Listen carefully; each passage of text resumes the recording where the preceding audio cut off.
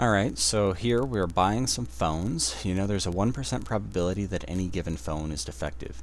If you buy 15 phones, what is the probability that at least one of them is defective? So I'm buying 15 individual phones, and I'm saying each time I buy a phone there's a 1% probability that it's defective. So essentially I'm doing 15 different trials. And since I'm counting the number of phones that are defective, that's actually how I'm going to define my success. As I said before, sometimes these successes can be a little bit bizarre. But generally, whatever you're counting, that's the thing you want to define as a success. So a success here is a defective phone.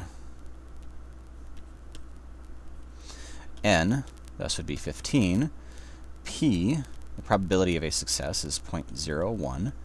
And we're trying to figure out what's the probability that we get at least one defective phone. So we're saying x is bigger than or equal to 1. Now, before when we were talking about x was exactly some number. You know, we're talking about getting exactly some number of successes. This ends up being a little bit more complicated when we start saying something like x is greater than or equal to 1, you know, at least 1. If you think about the number of successes you can get in this instance, you could have 0, 1, 2, 3, all the way up through 15. So you could have 0 phones being defective, 1 phone being defective, 2, 3, all the way up through conceivably all 15 phones being defective. It's highly unlikely, but it's conceivable. So this is essentially before we were talking about partitioning our sample space into separate areas, this is essentially one way to partition your sample space, just based on the number of successes. And we're saying the probability that at least one phone is defective. So we're saying the probability that we're within this region over here, that we have at least one. So we can have 1 phone, 2 phones, 3 phones, 4 phones, all the way up through the possibility of 15 phones being defective.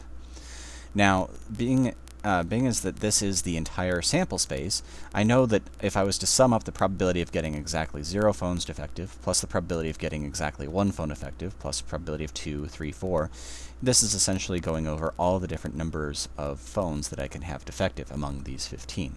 So if I was to sum these should always sum to 1. Which means I can use my complement rule to figure out what is the probability of this group by using the probability of exactly 0.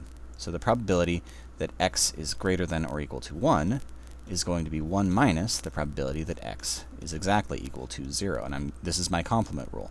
These are complementary events here, because this right here, this is the probability x equals 0. And this right here, this stuff right here, was the probability that x is greater than or equal to 1. They are complements, which means I can use the complement rule.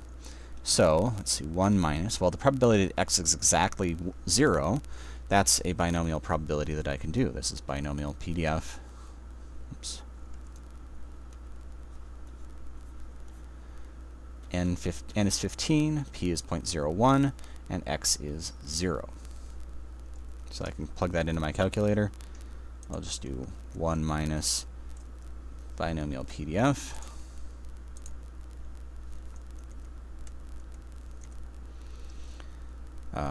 What is it? 15, comma, oops, it's supposed to be 15. Hey, nice, backspace works on this. 15.01, comma, 0. Close up my parenthesis, hit enter, and it gives me a probability of 0.13994. I'm going to round that to 0.140.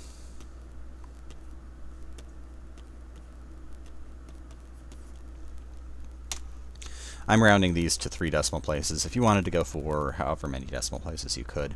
Obviously, in the homework, you will be told how many decimal places to round to. I